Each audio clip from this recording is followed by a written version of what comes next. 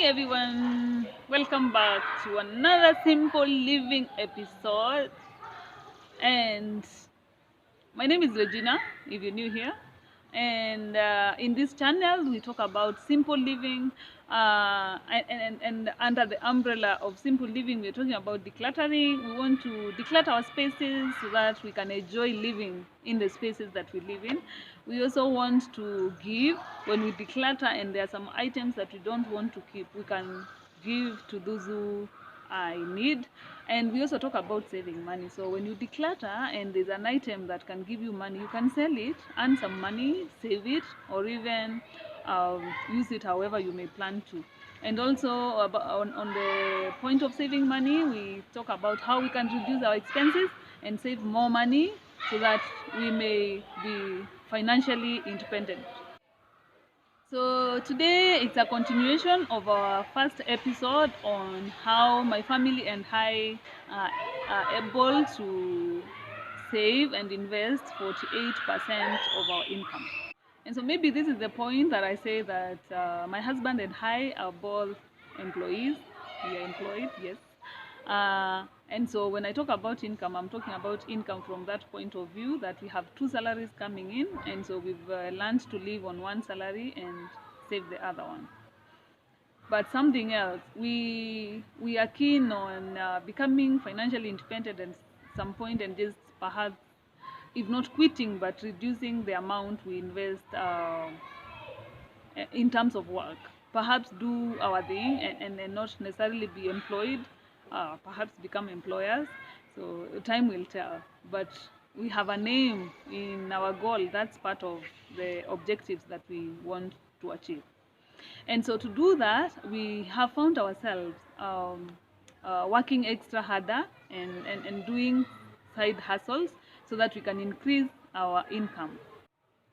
So in terms of side hustles, I would just give an example with myself. I found myself making use of the networks that I have created over time to get smaller jobs, to undertake smaller jobs that like small consultancies when I'm free, and then I'm paid some extra money that goes towards investment. The extra money that comes from these side hustles is never used for the household bill. It's used for savings.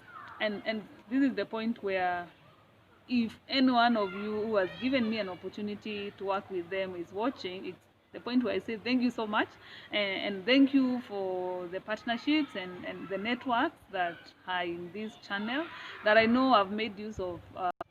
So another way we've been able to save, just being ourselves and living simple lives, and not keeping up with the wajikos, as I called them last time, or rather the journeys, as people like calling them.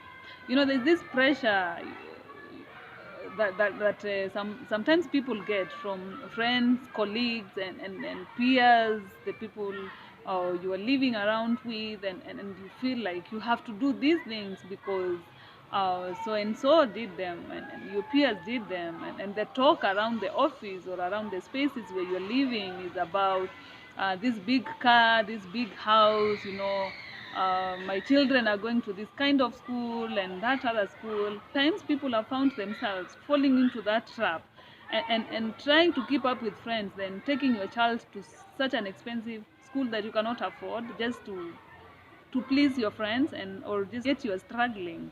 I mean, that's one area that, with their God, we have been liberated from. So this is where also, I mean, societal pressure comes in, and even parents, relatives are involved, in bringing in this pressure, and you get to hear people asking you, when are you getting married? Why have you not bought a house? You need to have built a house by now, or you need, who cares? Maybe my plan in life is to rent forever, and that's okay. You don't know the plans I have, and if I want to build, then I build. That's okay. And then if I want to build and stay in my house, I build and stay in my house. If I want to build and rent it out, I build and rent it out. Like, it's reached a place where people need to learn to be themselves, do themselves, and just live you, be you. And so last time, in our last episode, I mentioned that one thing that has worked for us in terms of being able to save whatever we've been able to save this far is because we work together. My husband and I have been working together since we got married, and working together in terms of, this doesn't have to be your case. I know it's not the case for many, and I'm just sharing because anyway I'm sharing. Since we got, even before we got married, like we started working together and planning our finances together when we got married. This is a discussion we held even before we got married, and asked ourselves, how do we want to manage our finances going forward? And should you have your money and then I have my money? How do we go about it? And I've shared with many of my friends about these concepts that we adopted. And we decided that we were going to work our money together. Uh, whether in a joint account or not in a joint account, we were going to plan our monies together, and that has worked magic for us.